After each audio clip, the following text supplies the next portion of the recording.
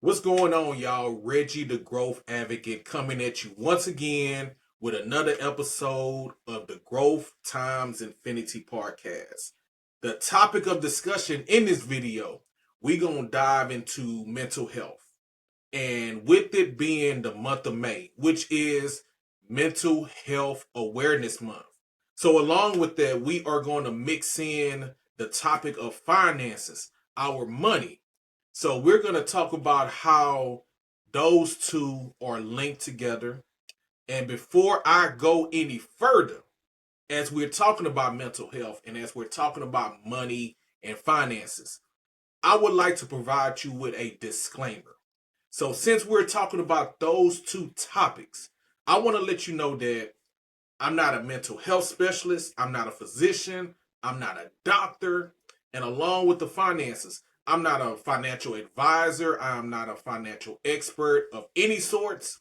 What I'm going to do is I'm going to share with you some information that I came across, and hopefully it brings value to you. Hopefully it helps you. Hopefully it encourages you in order for you to better your relationship between your mental health and your finances. So that is my disclaimer. So here we go. Let's get it. Let's grow and let's go. So as I mentioned before, we are talking about mental health and we are talking about finances. Now, as we go forward in this video, and for the next three videos, this is going to be a series where I'm going to cover a number of topics, and the foundation of those topics is going to be mental health. How certain factors play a part into our mental health. As I mentioned before, in this first video, part one, first episode of the series, we're talking about finances. Now, I want to encourage you to check out my next video where I'll be speaking on another factor that has an effect on our mental health, right? So, what I want to talk about is how do our finances have an impact on our mental health? That's the question. Now, I found some information doing some research. I came across some information online, did a Google search, and it provided me with some information via AI overview. And it talks about the positive and negative effects of finances, money, and mental health. So, some of the positive effects includes financial security. Having enough money to meet basic needs such as food, housing, and healthcare can reduce stress and anxiety. That's right. If you are pretty much living within your means or perhaps below your means, and we're going to talk about that a little bit more. But if you're living within your means, you're likely to be less stressful when you're dealing with money. Because if you think about it, it's all about money should be all about taking care of our basic needs, making sure that we have clothes on our back, making sure that we have food on the table, and making sure that we have a roof over our head. That's the main thing, right? When it comes to finances, that's the main thing when it comes to financial security, to make sure that we are covered in that regard. Another positive effect of money and mental health is that it's all about control, having financial stability, which can provide a sense of control over one's life, which can improve mood and self esteem. It's all about having financial stability. If you got a good job, if you have other sources of income, and we're going to talk about that in just a moment, just having a consistent, constant flow of income coming your way, going into your bank account, going into other areas that is monetary, right? So it's all about having financial stability. Again, it improves mood and self esteem. Opportunities for growth is another positive effect of finances and mental health in regards to that. Financial resources can enable individuals to pursue education, travel, or start businesses. That's what I'm all about. Starting your own business, which can enhance their sense of purpose and fulfillment. And for me personally, I'm all about fulfillment. If anything, when it comes to finances, when it comes to mental health, for me personally, I'm all about being fulfilled. That's what I'm all about. I'm going to talk about that a little bit more in just a moment as well. But as far as having financial resources that can fund our education, that can fund our traveling, because I know a lot of people who like to travel. I know a lot of people who like to go to other cities, go to other states, go to other countries. So just managing your money, basically putting yourself in a position where you can fund your traveling, start your own business. You know, I had came across this note the other day on social media, and it talked about using, now many of us, we have jobs, right? As far as using that income that we get from our job to fund our own independent business. And I love it. That's what I'm all about. Like I mentioned before, having my own business and just utilizing your job, the paycheck that you get from your job. And from time to time, you might be at a job where you get bonuses. You can use that towards starting your own business as well. And also, as I mentioned, pursuing education, paying for education, right? So if you are in a position where you're going to college, you know, if you're paying for college, right? Maybe you're going to a university or a college, and you've had um, it's been unfortunate that you didn't receive a scholarship. Well, you can use other resources to fund your college. So there's the opportunity for growth when it comes to our finances and mental health. Again, it's all about fulfilling our purpose and being fulfilled. That's what it's all about, right? So, along with those positive effects, there are also negative effects when it comes to our finances, our money, and mental health. So, one of those negative effects is that dealing with financial stress. If you are an individual that's in debt, or if you have low income, or if you have financial instability, that type of thing can potentially lead to stress, anxiety, and depression, which is very unfortunate. You know, you're stressing over your finances, you're not making as much money as you would like. You have all these, you know, you're in debt, you in all kind of debt, you got bills backed up. There may be some bills from the past that have crept up on you, you gotta pay. For many of us, it can be a lot. It can be so much. I totally get that. And it can have a negative effect on our mental health. So that's something to be aware of. Financial stress.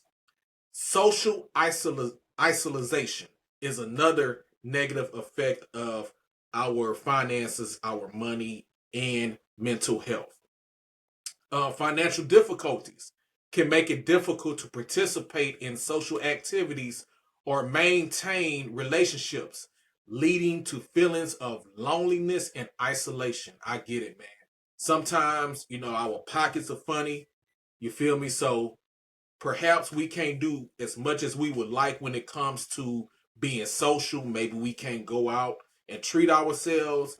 Maybe we can't kick it with friends because our money ain't long. Our money is not where it's supposed to be. If that's something that we're choosing to do, right? So, social isolation is definitely a significant issue. It's a significant problem when it comes to our finances, our money, and mental health, right? Along with that, there is compulsive spending. The desire to improve one's financial situation can sometimes lead to compulsive spending, which can worsen financial problems and increase stress. So if we feel like we got to make these extravagant purchases, right? And going back to what I say about having financial security and meeting our basic needs and just living within our means and living below our means. There's nothing wrong with that. But sometimes some of us, we have a desire to spend more than what we should. So as I mentioned, having a roof over our head, having a house. Sometimes we feel like we want, maybe $1 million house or spend, well above six figures, right? What we don't necessarily need. Same thing goes for a car. you want to get this high price luxury car, which is all well, but if it doesn't call for it within your means, I would encourage you not to get that, because you want this high price luxury car. What are you getting it for? What are you really purchasing a high price house and a car for? Like, seriously, when you don't necessarily need it. All you need is a roof over your head. All you need a car for is just to get you from point A to point B. Now, if you can do it, if it's within your means, more power to you. Do that if you choose to do that. But if it's not, stop trying to do things to impress others. That's where compulsive spending comes in, right? So I just want you to be aware of that as well. Compulsive spending, which can worsen our financial problems and increase stress. So be mindful of that. So I just shared with you some positive effects and negative effects of our finances, our money, and our mental health. So just keep those in mind. Feel free to leave a comment below if you have anything that you would like to offer in regards to words, in regards to that. So let's move on from the positive and negative effects. And I want to share with you some suggestion and tips, right? And this is just my personal suggestions as far as like how we can go about managing our finances, our money, and our mental health. How we can make that relationship better, right? Since those two can potentially be, they kind of go hand in hand, right? So here is one of my suggestions, right? So number one, more than likely, if you are in a position where you are emotional about your money and it has an effect on your mental health, what I want to encourage you to do is change your mindset on money, on finances. I want you to understand the perspective of money and what it really is. I want to encourage you to change your views on money. And what I mean by that is, and I've heard a number of people say this, because for many of us, our emotions are attached to our money. And I spoke on that a little bit as far as the positive effects and the negative effects of money, finances, and mental health. You know, the when we're in debt, when we making low income, right? What that can do to us emotionally, and it can affect our mental health. So what I want to encourage you to do is find a way to separate your emotions from your finances. Because I want you to understand this. And going back to what I was kind of say, I just wanted to make this point. What I've heard other people have said who have been successful when dealing with finances is that money is a tool. Money is not a lifeline. Money is not the end all be all. Money is a tool. Use it accordingly. Get your emotions out of there, right? And I feel like once we begin to understand that, we are on our way to doing better in regards to our money and our finances and mental health in regards to that, right? So separate your emotions from your money. And money is not the root of all evil. That's what people say. That's what society has put out there.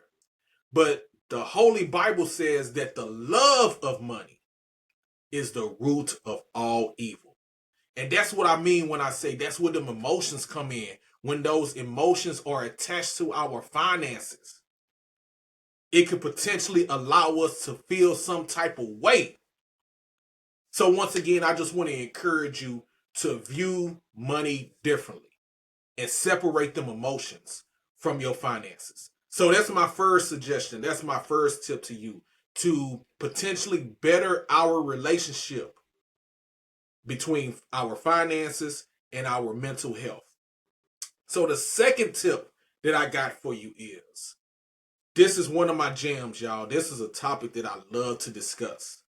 Consider having multiple streams of income. Consider it. It ain't nothing better than having multiple streams of income. Many of us, we have a job, we have a career where we work, and usually we just have that one thing to lean on. We have that one job that we lean on, that one full-time job, part-time, whatever you work.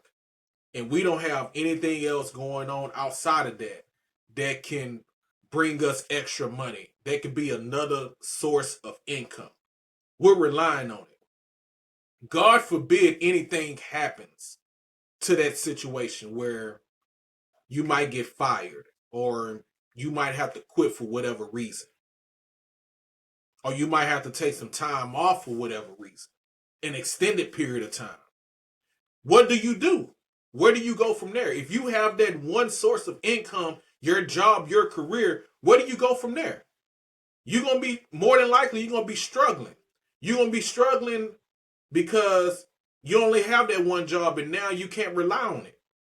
Or you may be struggling to try to find another stream of income. So if you're watching this video and if you just have your job and you just have your one career, I would encourage you to find other ways to generate income. Stop relying on your one source of income. You can do things. You can invest your money. You don't necessarily have to get a second job. You could get a second job. That could be another source of income. But you can also invest your money. You can do that. Be wise with how you spend money. You know, you can start your own business. I mentioned that before. Something I heard, something I came across, some more information. It's funny. I come across this information, right? So I saw somewhere, and forgive me, I don't recall where I saw it. But there are many people out there, and I know people that, some of my co-workers, people that I know outside my job, they're working 2 jobs, which is all in well. It's another source of income. That's great. Another option is you could work 2 jobs. If you want to work 2 jobs, you can. And start your own business, you can do that. Or you can have your job, your career, and start your own business. So instead of having 2 jobs, that's another option. Just start your own thing. Start your own business. Start working on that. Start building it up. And as I mentioned before, put yourself in a position where you can use some of the income from your job, from your career, to fund your own independent business. That's something you can do. Also, get involved. Pick up a hobby where it generates income. That's another source of income. Pick up a job, not a job, I'm sorry. Pick up another hobby that will bring you in some income. There are a number of things you can do in regards to that. And not only, so let me make this point also. We talk about getting a second job. We're talking about starting a business. We're talking about picking up a hobby that generates income. So not only should you do those things, but I want to encourage you to ensure whatever you do extra, make sure that you have love for it and make sure that it has a purpose that's lined up with your vision, and also it brings you fulfillment and joy. I would encourage you not to just do something. Don't just get a second job just because you need some money to come in. Don't start your own business and it's something that you don't have love for, that you don't have passion for.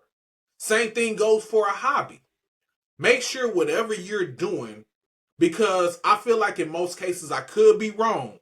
Trust and believe. I'm not saying that I'm right on this, and I could be wrong, but I feel like with many of us who have that one job and have that one career, I feel like many of us are doing it because we have to do it. Because we have to take care of our basic needs. We have to pay the bills. We have to pay the mortgage, make sure we got food in the house, make sure we're paying a car note, make sure, and you can buy a car in cash as well. But I feel like in many cases, perhaps most cases, we have our jobs because we have to do that. And I feel like for many of us, whatever job and career we have, it's not what we're passionate about. It's not bringing us fulfillment. Because I feel like in many cases, if it is, why are we stressed out? Why are we having mental health issues? If it's really bringing you fulfillment and joy, why are we having these problems? Now, on the other hand, some of us are actually thriving in our one job, in our one career, and it is bringing us fulfillment and joy, and it lines up with our purpose and our vision. If that's you, that's great. But if it's not, it's time to do some self-inventory. It's time to do some soul searching. Perhaps you should find a way to bring in multiple streams of income into your life. Just my suggestion. Peace and blessings to you as you continue your journey. So let me know what you think about this topic. Finances, money, mental health. Shared a few things with you. Feel free to leave a comment below. Let me know your thoughts. I would love to receive your feedback. I am Reggie B, aka The Growth Advocate, and I appreciate you all tuning into this episode of the Growth Times Infinity podcast. And until the next time, keep growing and keep going.